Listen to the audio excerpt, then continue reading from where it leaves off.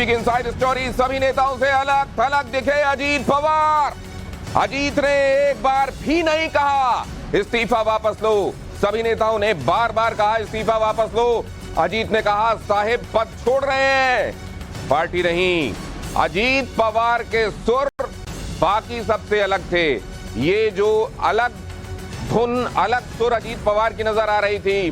क्या अजीत पवार ने ये सारी पटकथा लिखी है? क्या अजीत पवार ने, क्या घर के सामने मजबूर हो गए शरद पवार और इसलिए उनको स्टेप असाइड करना पड़ा? क्या अजीत पवार के कहने पर यह सब किया गया है? वरना क्या अजीत पवार ने अलग होकर और उधर शिंदे गुट के साथ मिल जाने और उधर सरकार में शामिल हो जाने की बात की थी? क्योंकि आप जानते हैं बीते दिनों ये बगावती तेवर उनके दिखाई दे रहे थे। क्या उनको इसी आधार पर बनाया गया है कि ठीक है शरद पवार स्टेप डाउन करेंगे और आने वाले दिनों में आपको चुन लिया जाएगा? क्यों ये दिखाई दे रहा है? ये एक बड़ी खबर। एक और अहम पहलू आपको बताऊं, लेकिन उससे पहले नवभारत पर एनसीपी की अगली ब्रेकिंग देख लीजिए। अजीत ने एक कार्यकर्ता से गुस्से में माइक तक छीन लिया। शरद पवार के नारे लगा रहा था ये कार्यकर्ता। शरद पवार के सामने अजीत पवार ने माइक छीना।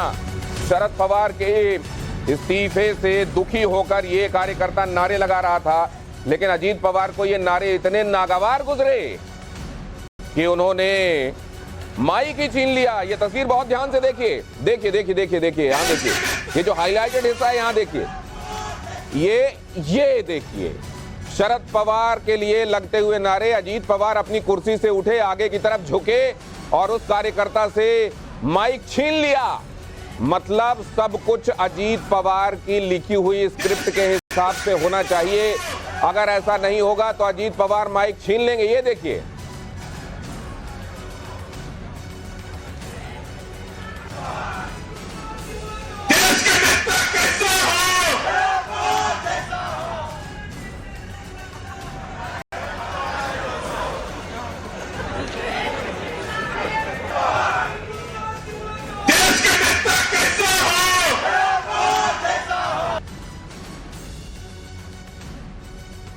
बार बार हम आपको दिखा रहे हैं ताकि आपको पूरी इनसाइड स्टोरी पता चल जाए। ये पूरी है, देखिए, ये अपने आप में इस बात का इशारा है कि ये जो अचानक शरद पवार का इस्तीफा दिखाई देता है।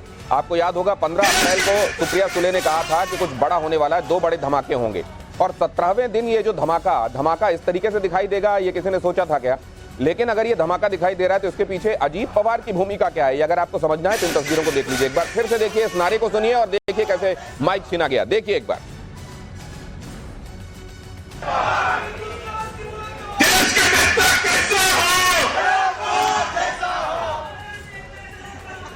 और बड़ी तस्वीर दिखाता हूं आपको। ये अगर आपको बिग पिक्चर समझना है तो इन तस्वीरों को, जिसको अभी आपने छोटी स्क्रीन पर देखा है, आइए बिग बॉल पर दिखाता हूं। यहां जरा देखिए, ये देखिए, ये अजीत पवार उठते हैं, ये माइक छीनते हैं। यहां पर देखिए, ये शरद पवार बैठे हुए हैं।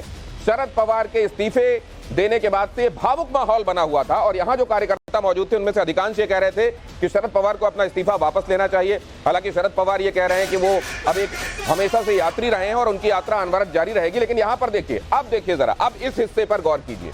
ये अजीत पवार हैं और इनको इतना नागवार गुजरता है ये कहना कि देश का नेता कैसा हो, शरद पवार जैसा हो, कि उन्होंने उठकर माइक छीन लिया। देखिए, सुनिए जरा, ये आवाज भी सुनिए और ये तस्वीर देखिए।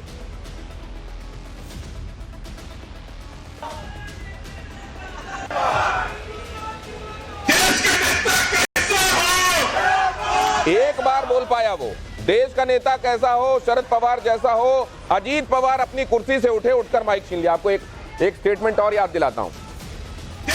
अजीत पवार ने आज से कुछ दिन पहले, बहुत दिन नहीं हुए, हफ्ते भर के अंदर अंदर उन्होंने कहा था कि मैं वैसे ही अपनी चाचा की सेवा करूंगा जैसा कि राज ठाकरे ने किया।